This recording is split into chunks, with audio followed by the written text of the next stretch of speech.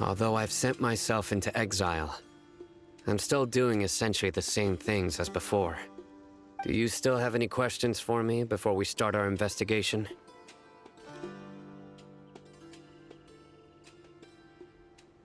One of my former subordinates told me that this title has its origins in a strange incident. The Academia has long exiled mad scholars to Aru Village. A mysterious phenomenon exists here. When mad scholars first arrive, they are as incoherent and deranged as before. But after spending some time here, they invariably begin to calm down. Initially, the people of Aru Village greatly resented having to take in the mad scholars. But a strange incident one night changed that. Aru Village was struck by the strongest earthquake in living memory. Seeing buildings on the verge of collapse all around him, the then chief of the village was preparing to take everyone to safety. Suddenly, he noticed a mad scholar crouching in a corner, caressing the ground with his hands. A soft, green light radiated from him, like a divine glow against the backdrop of night. Despite the powerful tremors that ripped through the ground that night, all the houses remained upright, almost as if they had grown roots reaching deep into the ground. In the end, not a single building collapsed, and no one was hurt. After that, the people of Aru Village treated the mad scholars with greater kindness, and began to refer to them as the village keepers. The soft green light? A mad scholar protecting Aru Village? What do you make of it, Traveler? Paimon thinks so too. Actually, Sino, do you know if any of the mad scholars continued to wear their Akasha terminals at Aru Village? In theory, they would continue wearing them so the Academia could still monitor their activities. With that said, the main Akasha system would no longer have any interaction with them. Oh, no wonder! Everything makes sense then! Add in the fact that they calmed down, it was probably Nahida who calmed them. If you are able to draw a conclusion from this one story alone, then it appears you possess much more information than I do. So, what do you make of the story? Really? Lesser Lord Kusanali. What? You don't believe us? Lesser Lord Kusanali was definitely using the Akasha to give her power to the mad scholars! No, it's not so much that I don't believe you. I'm just struck by your reasoning. Lesser Lord Kusanali, the current Dendro Archon. Is she really active in Sumeru? The Academia has always placed far greater importance on the late Greater Lord Rukkhadevata. They've more or less ignored Lesser Lord Kusanali, and I've never had any reason to doubt their views. In addition, I've never heard any stories about Lesser Lord Kusanali and her deeds. To me, she might as well have been a god that never existed. No way! Nahida definitely exists! She's a... how should Paimon put it? She's a good Archon who's kind and wise, even if she says weird stuff sometimes. I've spent many years interrogating criminals, so I can easily tell when someone is lying.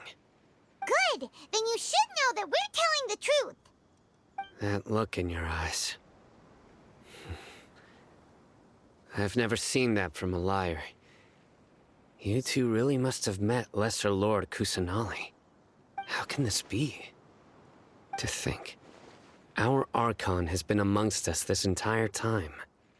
Alright, now it's our turn to put our skills to good use for this investigation. But easier said than done, especially since we don't have any leads. Maybe we can start by knocking on some doors. Excuse me, are you here to help me find my grandpa? Huh? Who are you? By the sounds of it, a resident of this village. My name is Isak. You'll help me find my grandpa, right? Is your grandpa a mad scholar? Hey, don't say that. Grandpa is just Grandpa. Why do you have to call him that? It's not like he's a bad person or anything.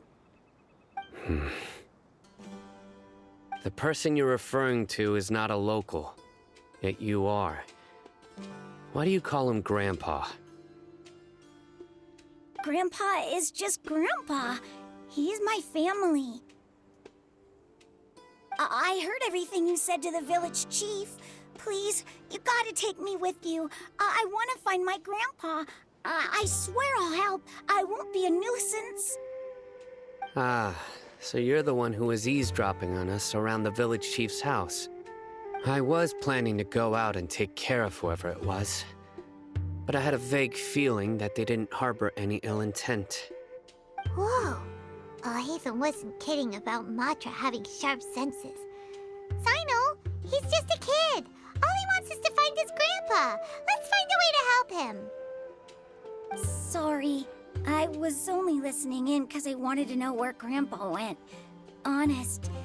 If you don't believe me, you can ask Miss Candace. All right. But first, let's confirm the facts with Candace.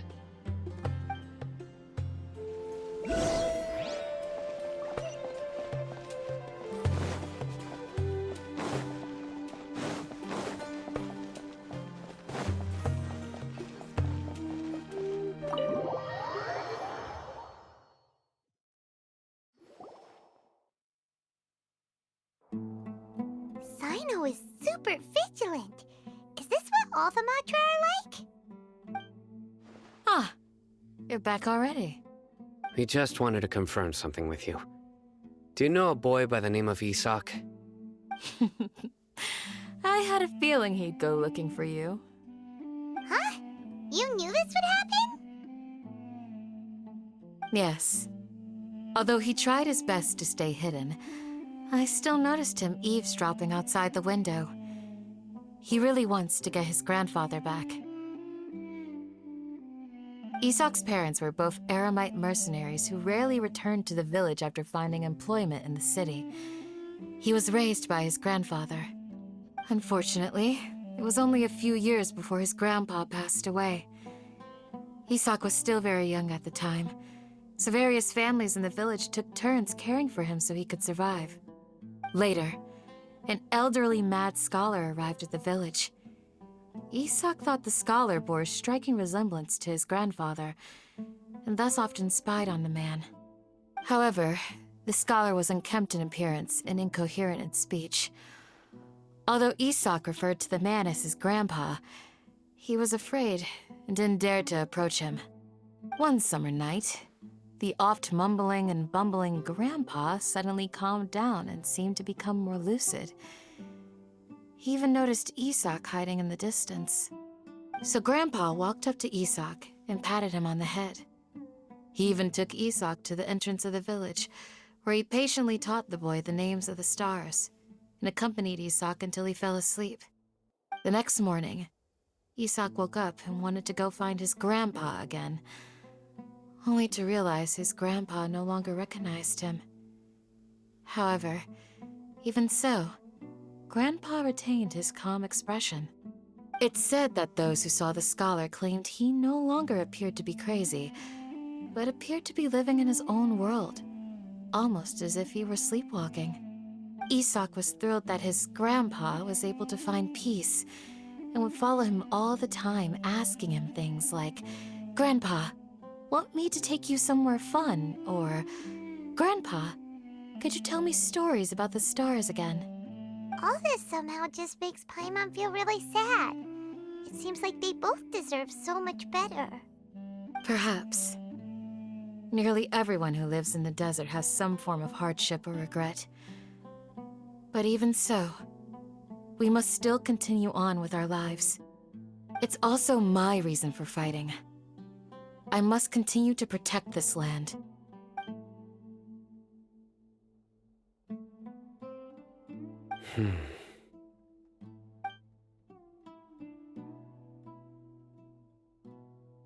Maybe the people have always had a considerate god watching over them.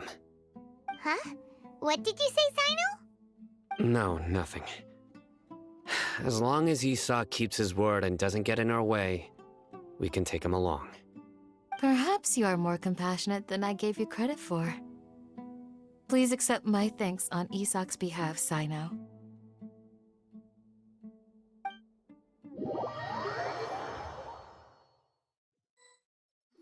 Hey, Isak! Oh, it's you guys! We've cleared everything up. Let's go find your grandpa. Really? Wow! Thank you so much! Yeah! All right. Let's ask the local residents some questions first.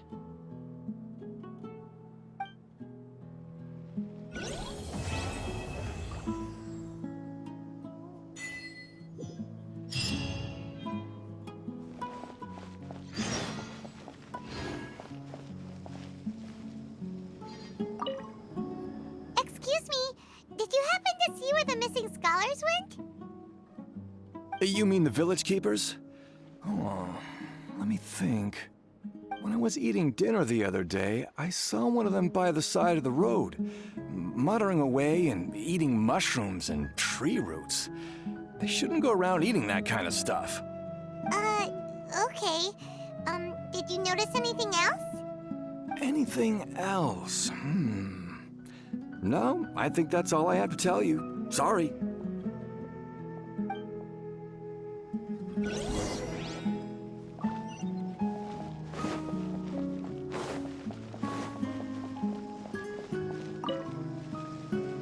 The scholars that have gone missing. Have you seen them? Those eyes. Those fierce eyes. You look like a real fighter. Don't change the subject. Right. You were asking about the mad scholars. I think it's been a few days since I last saw them. I usually go to bed pretty early, so I'm not too familiar with what goes on at night. But honestly, I feel quite sympathetic towards them. Even though they act a little strange, they've helped me in the past. If it weren't for them, my house would have collapsed long ago. Do you also think Grandpa and the others are good people? Grandpa?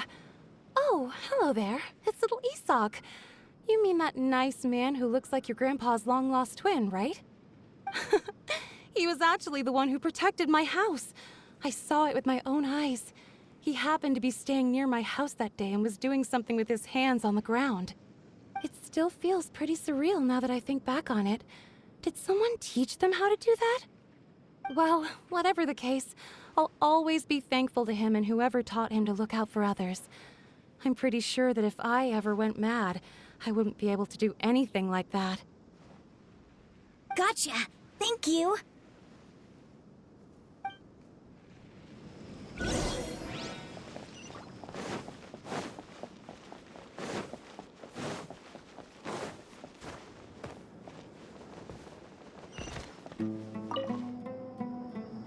Sir, have you seen my grandpa recently? You know, the one who likes to sit and space out near the village entrance. Oh, well, if it isn't Isak.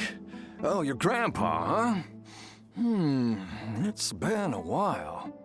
The last time I saw him, he was spacing out by the road as usual. I went and asked him if he'd like any of the food I had prepared, despite my wife's protests. Like many people, she's really quite terrified of them. And speaking of my wife, she's still always complaining about how I don't make enough mora. That might explain why she's always mad at me. Oh, thank you. Thank you for taking care of him. It was nothing. You're looking for him, right? Did he go for a walk and get lost? Yeah. That's no good. Well, once you found him, come by my place again and I'll cook a little something for the both of you. I've known you since you were very young, so as far as I'm concerned, you're family. Please feel free to come by anytime. Wow, what a nice guy! Okay. Thank you, sir. Huh? don't say anything for now.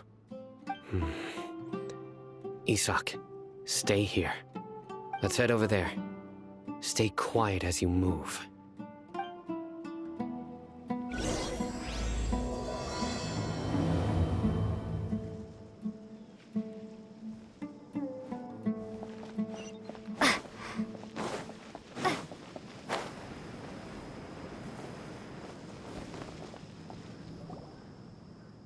Listen, see if you can make out what they're saying. Have you heard? The mighty Scarlet King, the sovereign of our faith, will soon return to this world. Yes, of course I have. The Scarlet King is the one and only true ruler of this land. I've never believed in any other gods.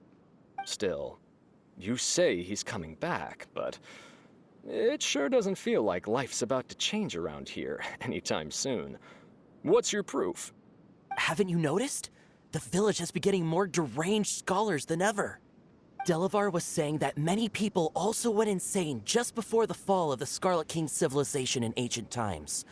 We don't quite know why, but it seems like there's some sort of connection between insanity and the Scarlet King. Isn't it a sign of the Scarlet King's power that all the mad scholars have disappeared? If you ask me, they must have been chosen as the final sacrifice for the Scarlet King's resurrection. Huh. Now that you say it, that does make some sense. Does this mean our lives are finally going to take a turn for the better? Exactly. Those city folks will get what's coming to them.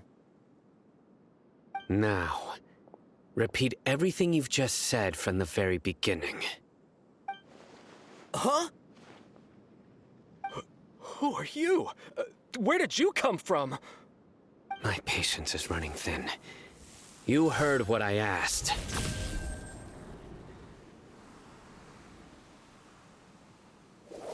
Yeah, bro, this guy's something else.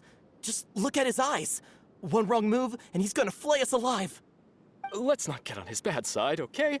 I am no match for this guy. Oh, okay, good sir. What is it you would like to know? Tell me about the Scarlet King's resurrection. Well, I only know a few things from hearsay. I went for a drink the other day and heard others talking about a rumor that the madmen will disappear and that the Scarlet King will return to this land. I'm not making this up, I swear! Hey, go on. Keep talking. It's true. It's all true, sir. We desert folk have had more than enough of those people at the academia. They keep sending us all their mad scholars and won't let us have a good life. Would you want to live like this if you were in our place? The radicals were even more thrilled than me when they heard the news. We're all praying for the Scarlet King's speedy return. Delavar also said that once the Scarlet King returns to our side, it's only a matter of time before we conquer the land on the other side of the wall. They're all willing to serve under the Scarlet King and fight for a share of the glory. Is that so? Seems like he still wants to know more. Keep talking. Got it. At first, I told myself it was just the drink talking, but then all the mad scholars vanished without a trace, just as the rumors said. Please don't beat me up just for mentioning these rumors. If I'm guilty, then everyone else around here is also guilty. I'm just saying what the others said. The people here really like the Scarlet King, but dislike the Dendro Archon. Where is this radical person you talked about? I haven't run into him over the past few days, so he probably hasn't been around the village. What about you, man? Have you seen him at all? No, not at all. We wouldn't dare lie to you. He's really not here right now. Sounds like you're not too close with the radicals. No, of course not. All we know are their names. I have many ways to stop you from talking. And many others to stop you from sending warning messages. So you'd best just stay home and hope I don't hear of you trying to contact anybody. Don't do anything until I've gotten to the bottom of this. Try something foolish, and even Candace won't be able to protect you. Yes, got it. We'll do just as you say. Whew. scared Paimon half to death. Sino is pretty terrifying. He didn't try to reassure us at all. It's like he's used to hearing that. Oh, Paimon bets lots of people have told him that before. I heard that. Sorry. It's part of being a Matra. The rumor we heard just now seems like a strong lead. But we need to check a few more places.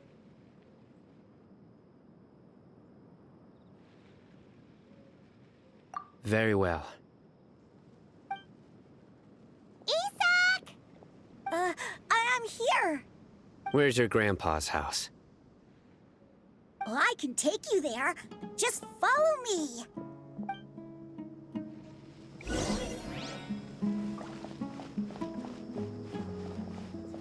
Join the Aramites and embrace a wonderful new life.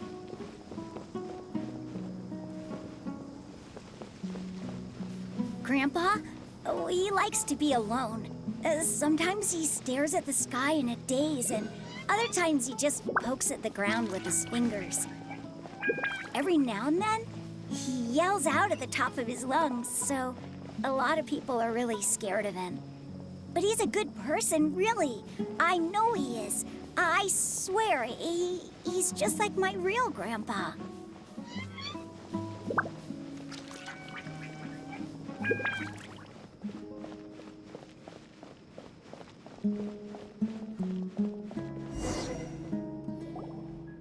Well, this is where Grandpa usually stays. There sure isn't much here.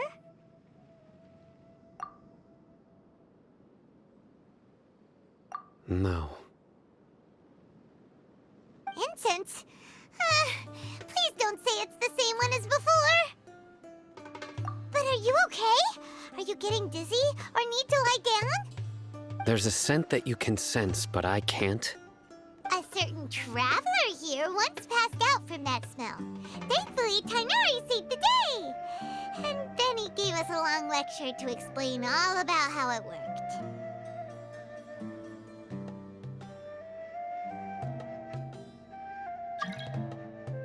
So, you know Tainari? Huh? You know him too? Are you two friends? Yes.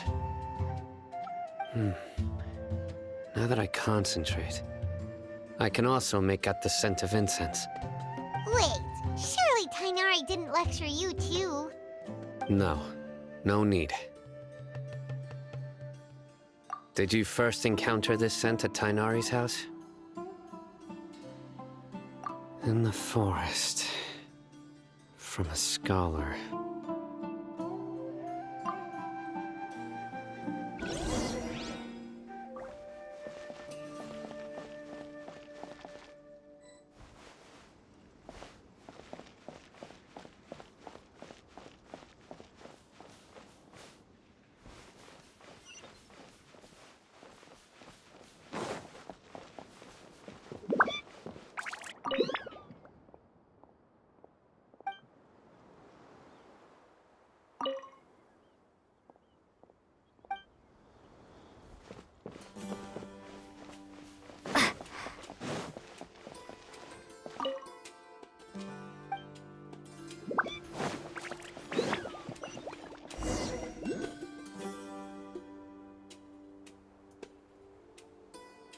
What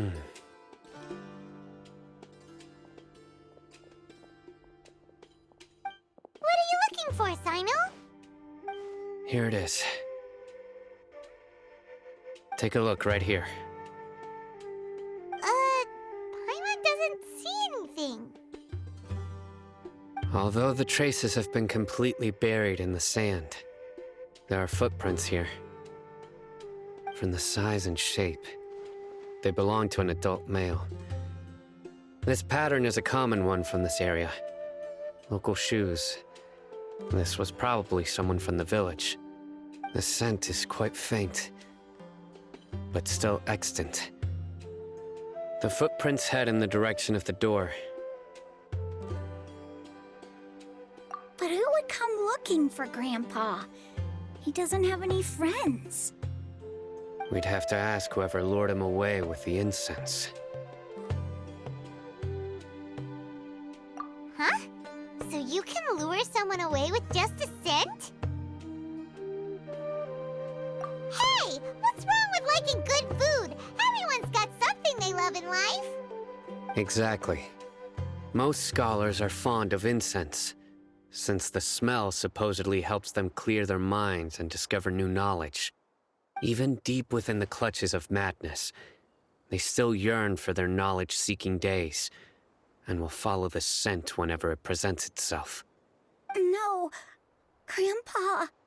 So, someone's taking advantage of their weakness? Huh. Still, why would anyone want to abduct all the scholars? Are the rumors really true?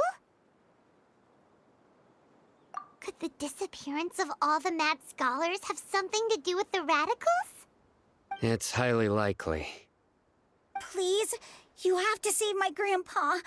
Grandpa's never done anything wrong. Please help him. Sounds like we'd better help get him back. Don't you worry, Isak. We won't let whoever took him get away with it. Let's head to Aru Village and inform Candace and the others about what we learned here. After that, we'll set off to find the scholars.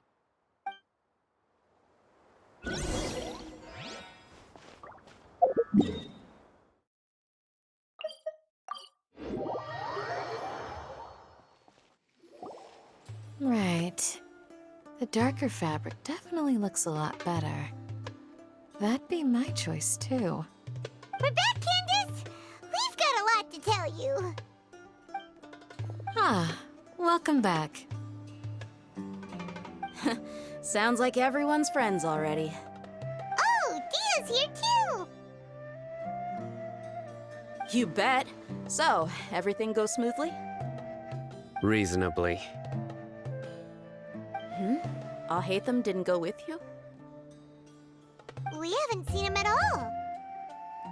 Huh. I saw him around the village entrance earlier and figured he was investigating with you.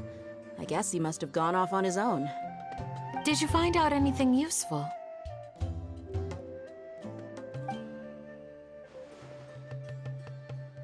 I see. So someone used a kind of incense to lead the exiled scholars away from the village.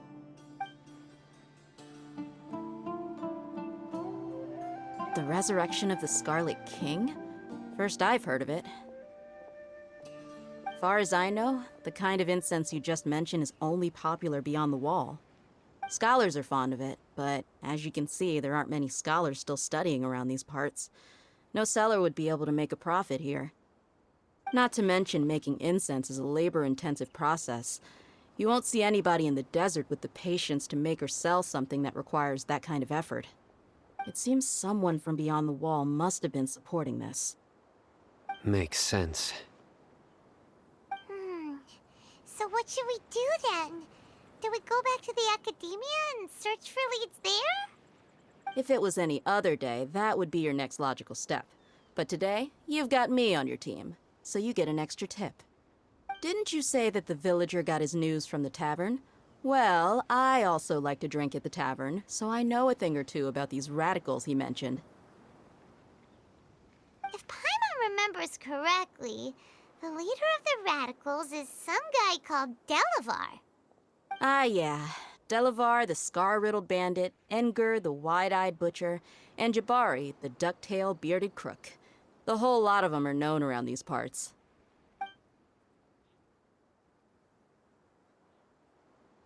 These guys have one thing in common, and that's being broke. The rougher life gets, the more they want to believe in the Scarlet King. Way they see it, the Scarlet King's resurrection is their only chance at overthrowing the academia.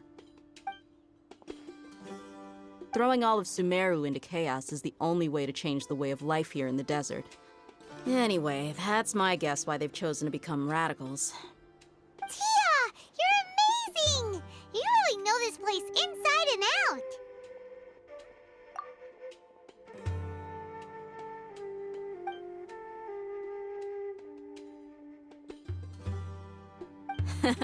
No merc can afford to slack off on gathering intelligence. Every mora I've spent in the tavern has been a valuable investment. Let's head out. Now hold on, you're staying right here, Sino. Why? Aru Village is not a big place. Outsiders stand out here like a sore thumb. I'd bet word about you has already gotten out. The desert is unforgiving, so the way of life here is also a lot tougher than on the outside of the wall. You survive on making connections out here. Compared to you, mercs like me are just third-rate amateurs. I've got no actual fighting skills to speak of. But that also makes it a whole lot easier for me to gain the locals' trust.